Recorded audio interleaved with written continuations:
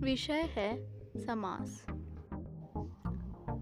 समास का तात्पर्य है संक्षेपीकरण, दो या दो से अधिक शब्दों से मिलकर बने हुए एक नवीन एवं सार्थक शब्द को समास कहते हैं। जैसे रसोई के लिए घर, इसे हम रसोई घर भी कह सकते हैं। अन्य भारतीय भाषाओं में समास का बहुतायत में प्रयोग होता है। जर्मन आदि भाषाओं में भी समास का बहुत अधिक प्रयोग होता है। परिभाषाएं। समासिक शब्द। समास के नियमों में निर्मित शब्द समासिक शब्द कहलाता है। इसे समासपद भी कहते हैं। समास होने के बाद विभक्तियों के चिन्ह लुप्त हो जाते हैं, जैसे राजपुत्र। समास विग्रह।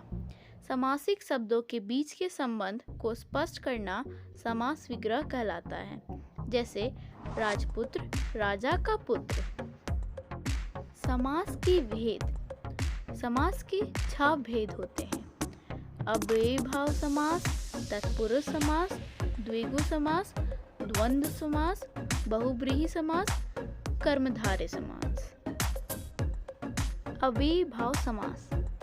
जिस समास का पहला पद प्रधान हो और वह अव्यय हो उसे अव्ययीभाव समास कहते हैं। जैसे यथामति, मति के अनुसार। आमरण, मृत्यु करना, इनमें यथा और या आ का अव्यय। कुछ उदाहरण। आजीवन, जीवन भर। यथा सामर्थ्य, सामर्थ्य के अनुसार। यथाशक्ति, शक्ति के अनुसार। यथा विधि, विधि के अनुसार। कुछ अन्य उदाहरण। यथा कर्म, कर्म के अनुसार। भर पेट, पेट भर कर। हर रोज, रोज रोज। हाथों हाथ, हाथ ही हाथ में। रातों रात, रात ही रात में। प्रतिदिन, प्रत्येक दिन।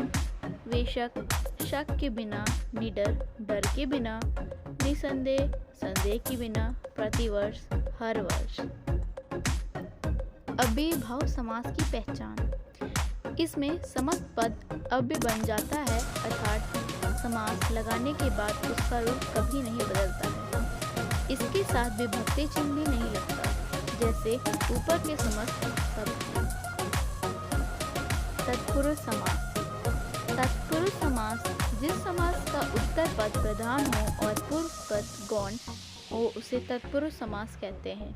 जैसे तुलसीदास कृत, तुलसी द्वारा कृत रचित। ज्ञातव्य, विग्रह में जो कारक प्रकट हो उसी कारक वाला वह समास होता है। विभक्तियों के नाम के अनुसार तत्पुरुष समास 6 भेद है। कर्म तत्पुरुष, गिरहकट, गिरह को काटने वाला। करण तत्पुरुष, मनचाहा, मन से चाहा। संप्रदान तत्पुरुष, रसोई घर, रसोई के लिए घर। अपदान तत्पुरुष, देश निकाला, देश से निकाला। संबंध तत्पुरुष, गंगा जल, गंगा का जल। अधिकरण तत्पुरुष, नगरवास, नगर में वास। कर्मधारय समास। जिस समास का उत्तर पद प्रधान हो और पूर्व पद व उत्तर पद में विशेषण, विशेष्य अथवा उपमान, उपमेय का संबंध हो वहाँ कर्मधारय समास कहलाता है। समस्त पद और समास विग्रह। चंद्रमुख, चंद्र जैसा मुख। देहलाता, देह रूपी लाता। नीलकमल, नीला कमल। सज्जन, सज्जन। द्विगु समास। जिस समास का पूर्व पद संख्यावाचक विशेषण हो उसे द्विगु समास कहते हैं। इससे समूह अथवा समाहार का बोध होता है, जैसे समस्तपद और समास विग्रह। नवग्रह, 9 ग्रहों का मसू।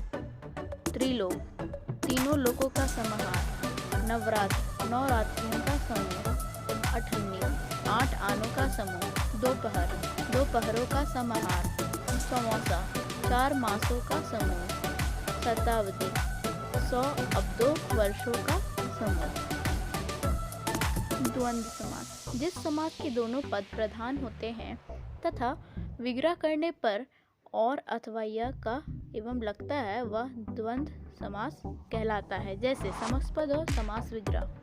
पाप पुण्य, पाप और पुण्य, सीता राम, सीता और राम, उच्च नीच, उच्च और नीच, अन्न जल, अन्न और जल, खरा खोटा, खरा और खोटा, राधा कृष्ण, राधा और कृष्ण।